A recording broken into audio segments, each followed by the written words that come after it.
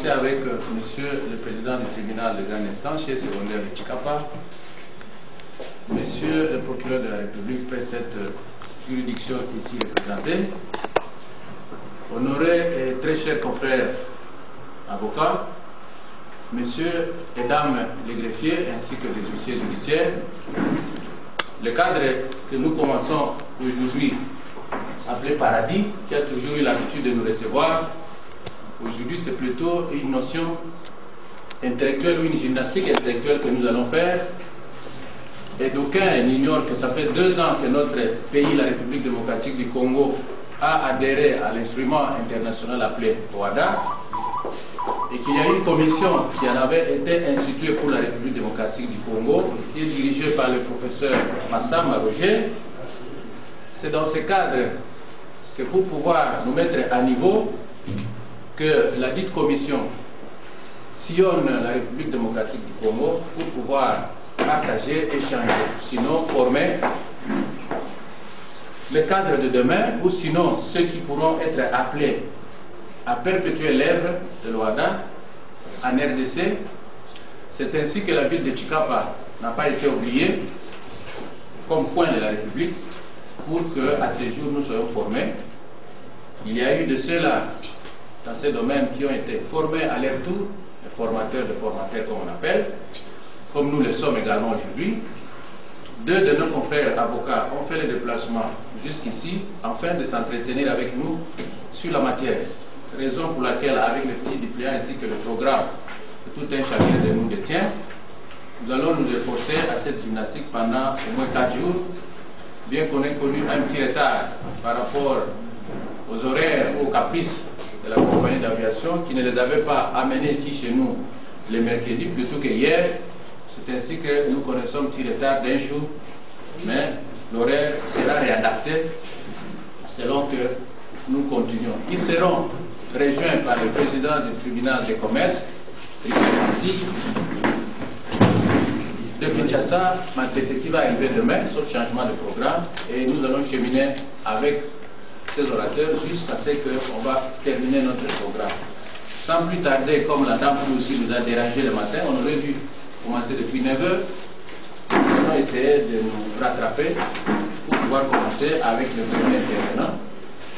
Et pendant qu'il y aura une petite perturbation sûrement pour vous donner des outils sur quoi vous allez écrire, nous pouvons déjà permettre ou céder la parole à cet intervenant de cet avant-midi. Mes invités, chers confrères, c'est pour nous une grande joie de nous retrouver ici, en ce lieu, le complexe Paradis, pour pouvoir discuter avec vous au sujet de cette notion qui fait couler beaucoup d'encre de salive qu'on appelle le droit OHADA.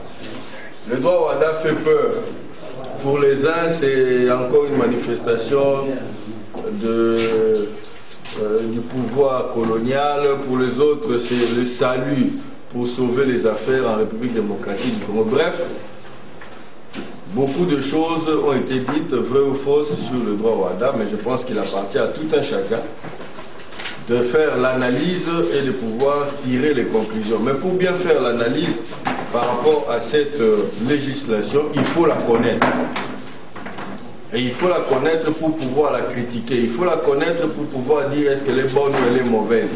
C'est un peu le sens de toutes ces formations auxquelles nous sommes en train de nous atteler depuis un certain nombre de temps, qui nous a permis même de sillonner une bonne partie de la République démocratique du Congo pour essayer d'apporter l'information à toutes les personnes, surtout aux professionnels, les juristes, les avocats, les magistrats, les greffiers aussi, les huissiers, parce que demain après demain, vous allez voir les procédures simplifiées de recouvrement et de voies d'exécution.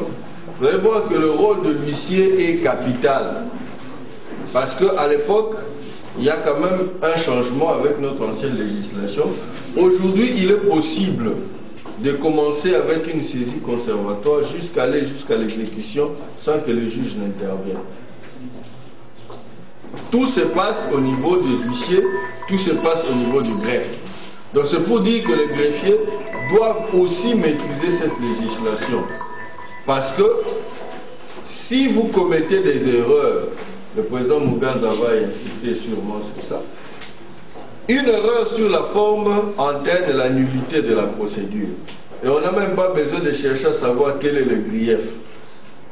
Vous l'avez omis l'identité, vous l'avez omis parce qu'il y a des mentions qui doivent apparaître en caractère apparent. Donc le caractère doit être différent. Si vous avez omis cela, toute la procédure doit être annulée. Vous n'allez même pas dire non, mais quel est le grief? Non, non. Ici, là, le texte a déjà prescrit la nullité. Donc c'est pour dire qu'il n'y a pas que les avocats et les magistrats qui sont intéressés, même les huissiers, même les greffiers. Parce que vous allez jouer un rôle essentiel, surtout en matière de voie d'exécution. Imaginez que quelqu'un vous ait donné tous les moyens que vous avez réclamés pour pouvoir faire le travail. Et arrivé au moment de l'exécution, vous avez omis une mention et toute la procédure doit être annulée. Je crois que la responsabilité serait grande. Donc voilà un peu brosser les contours qui justifient un peu cette formation. Mais moi, je n'aborderai pas les voies d'exécution. Moi, je vais aborder le droit commercial. Parce qu'aujourd'hui, tout le monde vend, tout le monde achète. Mais qui est commerçant, qui n'est pas commerçant? Comment peut-on faire pour devenir commerçant? Quelles sont les conditions qu'il faut remplir? Elles sont les mêmes qui existaient en République démocratique du Congo où les choses ont changé. Voilà autant de questions que nous allons nous poser tout au long de cette formation sur le droit commercial, sur l'acte uniforme relatif au commerce général. Nous allons aborder aussi certaines notions qui n'existaient pas dans notre législation. La notion d'entrepreneur. Qui est entrepreneur? Ça, c'est une notion qui n'était pas connue. Bref, il y a beaucoup de matières dans l'acte uniforme que nous allons essayer d'analyser. C'est vrai qu'on ne saura pas tout épuiser parce que c'est près de 300 articles. Nous n'avons que la journée d'aujourd'hui et celle de demain. Nous ne saurons peut-être pas tout analyser, mais au moins on va vous donner quelques informations qui vous permettront à la longue de pouvoir analyser vous-même, de pouvoir comprendre cette législation. Alors, avant de commencer, je vais devoir me présenter. Je réponds au nom de Maître Mpembilema, le prénom c'est... Je réponds au nom de Maître Mpembilema Bogard. Je suis avocat au barreau de Matadi et je suis aussi chef de travaux à la faculté de droit de l'université Congo en Banzamou dans le Bas-Congo. Je suis formateur en droit WADA depuis 2011 et je peux vous assurer que j'ai parlé du droit WADA. J'ai eu à parler du droit WADA devant plusieurs personnes dans la République démocratique du Congo et chaque jour que nous y allons, nous découvrons qu'il y a un intérêt particulier pour maîtriser cela. Bon, cela étant dit, revenons maintenant à notre mouton qui consiste à examiner l'acte uniforme relatif au droit commercial. Alors, le texte que nous avons actuellement, ce n'est pas le premier texte qui a organisé le droit commercial. Parce que dès que l'OADA a commencé, l'un des premiers textes qui avait été adopté, c'est l'acte uniforme relatif au commerce, adopté le 17 avril 1997 et publié au journal officiel. Ça, c'était le premier texte. Donc, le premier texte date du 17 avril 1997 et ce texte va être révisé en 2010, le 15 décembre 2010. Donc, de 1997 à 2010, le législateur OADA a révisé cette constitution. Donc à peu près 2010-97, c'est 13 ans qui se sont écoulés. Donc c'est pour dire l'extrême rapidité qui anime le législateur OADA pour pouvoir adapter l'évolution de la législation à l'évolution de la société. Comparativement à notre législation commerciale qui date de 1800, qui datait de 1800. Mais ici, en 13 années, le législateur a été obligé de réviser. Et bientôt là, il y aura encore une révision sur d'autres textes, notamment les procédures collectives. On va bientôt les réviser, le processus est en cours. Le droit des sociétés a été révisé en 2014. Donc aujourd'hui, il y a encore un nouveau texte qui réglemente le droit de société. Bref, mais en droit commercial, la révision est intervenue en 2010.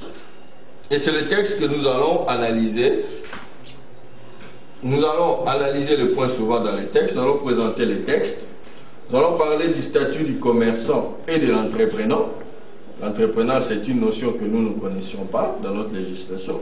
Nous aborderons le cas du bail à usage professionnel et du fonds de commerce. Nous parlerons aussi de la vente commerciale. Et nous terminerons avec les intermédiaires du commerce. La vente commerciale et les intermédiaires du commerce. Les intermédiaires du commerce, c'est les commissionnaires, les agents d'affaires, le coursier. On va se poser la question, est-ce que par exemple nos amis qui nous aident à trouver des maisons sont-ils des commissionnaires au sens du terme, au sens légal? Parce qu'on les appelle souvent, non, j'étais chez mon commissionnaire, il a trouvé la maison pour moi. Mais est-ce que ce sont des commissionnaires au sens légal du terme? Donc voilà un peu les points que nous allons examiner.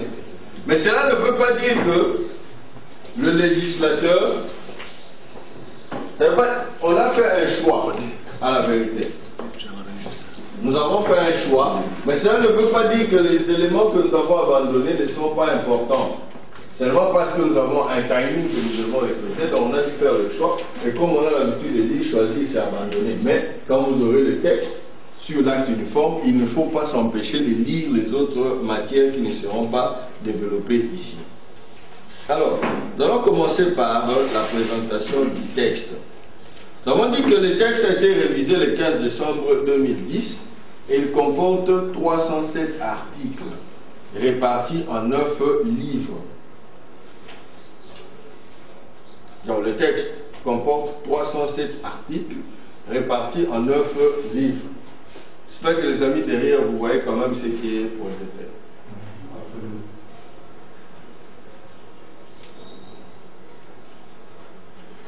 Alors, plusieurs matières sont examinées, mais comme on l'avait déjà dit, on ne va pas s'appesantir sur toutes ces matières. Nous allons dire des mines, carrières et de tout gisement des ressources naturelles. Ça, je pense qu'il n'y a pas photo. Nous sommes dans une ville où les exploitations pullulent, les exploitations minières. Les opérations de location des meubles, ça aussi, un acte de commerce. Et là aussi, je veux m'arrêter une seconde parce que si on compare avec la législation congolaise, les opérations de location des meubles n'étaient considérées actes de commerce que si elles étaient précédées d'un achat. Rappelez-vous, l'acte de commerce, c'est achat pour louer. C'est comme ça qu'on appelait ça, achat pour louer. Mais ici, on parle tout simplement des opérations de location de meubles, c'est-à-dire, peu importe la façon dont le meuble qui fait l'objet de location a été acquis, que vous ayez acheté cela ou que vous ayez obtenu cela d'un don, dès que vous faites louer ce bien meuble, vous posez un acte de commerce. Ce qui est tout à fait logique. Parce que une personne qui fait louer ce bien réalise des bénéfices, n'est-ce pas? Alors, comment voulez-vous que la personne qui fait louer le bien qu'elle a acheté soit considérée comme commerçante et celui qui fait louer les biens qu'il a obtenus à titre de donation, qui réalise aussi des bénéfices, mais parce que seulement le bien n'avait pas été acheté, on dit qu'il n'est pas commerçant. C'est pas normal. Il faut qu'on a uniformisé cela, peu importe la façon dont le bien a été acquis, que vous ayez acheté ou bien que vous ayez obtenu ça d'un don, d'un legs, dès le moment où vous faites louer cela, vous posez un acte de commerce. Les opérations des manufactures, des transports et des télécommunications, les opérations des intermédiaires de commerce, les actes effectués par les sociétés commerciales.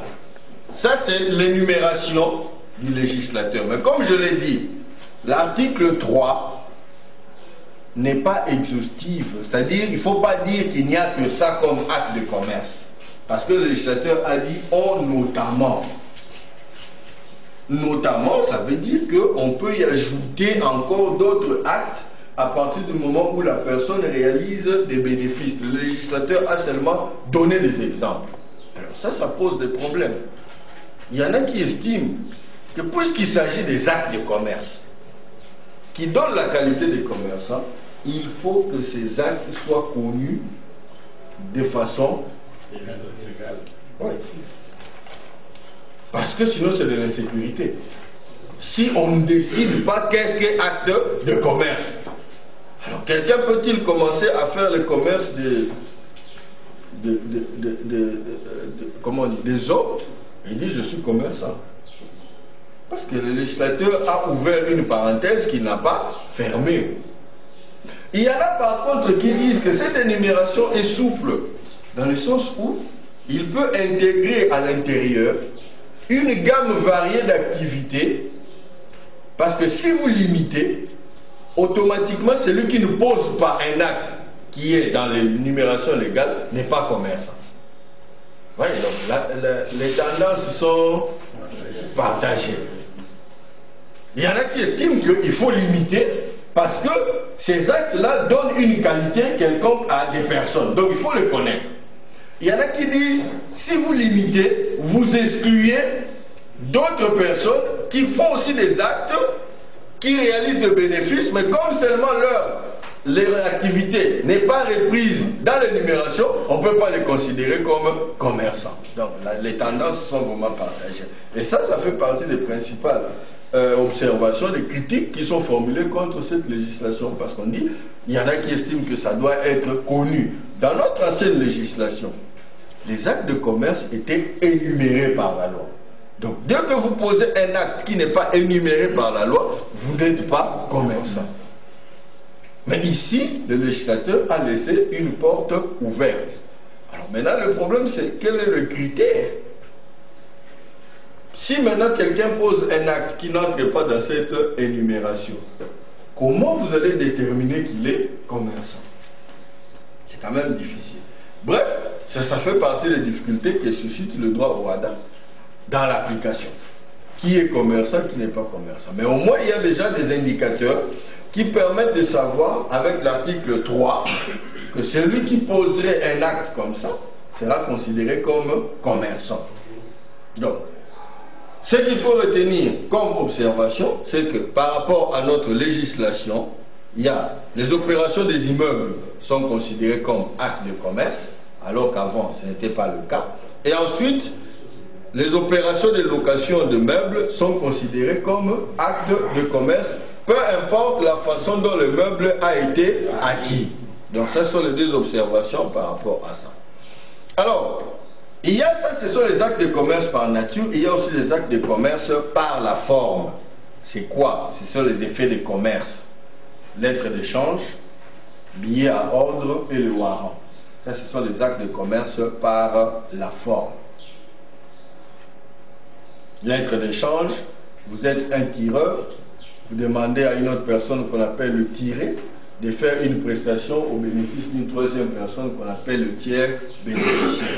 Ça, c'est la lettre d'échange. Le billet à ordre, vous vous engagez vous-même à payer à un moment donné une somme quelconque. Le warrant, c'est lorsque vous allez déposer des marchandises chez un déposant, vous avez un titre double, le warrant, partie warrant, et puis la partie cédule. Et puis vous pouvez commencer à vendre cette marchandise en cédant la partie cédule. Donc, ça, ce sont les actes de commerce. Nous avons parlé des actes de commerce par nature, nous avons défini ce qu'il faut entendre par acte de commerce, et nous avons aussi énuméré, tout en précisant, vous empêchez les amis qui sont derrière nous. Et tout simplement énonciative, elle n'est pas exhaustive, les actes de commerce par nature. Nous avons aussi les actes de commerce par la forme. Ce sont les effets de commerce. Alors, deuxième point, après avoir défini ce qu'il faut entendre par l'acte de commerce, on va aborder le cas de la preuve. Comment s'est fait la preuve en matière commerciale? Le principe est toujours le même. La preuve est libre en matière commerciale. On peut prouver par tout moyen de droit. Même la preuve testimoniale par témoin est admise. Peu importe la valeur de l'obligation. Parce qu'en droit civil, lorsque l'obligation dépasse un certain montant, vous ne pouvez prouver que par un écrit. Mais en droit commercial, le principe c'est la liberté de la preuve. Et on dit même, on peut prouver même par la voie électronique les emails qu'on peut s'échanger. Les livres de commerce, le juge peut ordonner que ces livres de commerce soient produits à l'audience pour servir de preuve. L'article 14 ou 12 de la Constitution et l'article 448 du Code de la famille. Parce qu'en réalité, ces deux dispositions devaient être en conformité. Vous allez vous rendre compte que ces deux dispositions ne sont pas en conformité. Alors, étant donné que l'article 215 nous a déjà donné la piste, en fait, nous a déjà donné la solution, donc nous ne pouvons pas restreindre la capacité de la femme, monsieur le formateur. Merci beaucoup. Je commence d'abord par la première observation. Vous dites que les traités internationaux ont une valeur supérieure. Je suis d'accord avec vous. Moi, je vous demanderai de regarder dans ces traités internationaux, montrez-moi la disposition qui traite de la capacité commerciale de la femme. Pour me dire qu'il y a contrariété. Parce que pour qu'il y ait contrariété, il faut qu'il y ait deux textes contraires.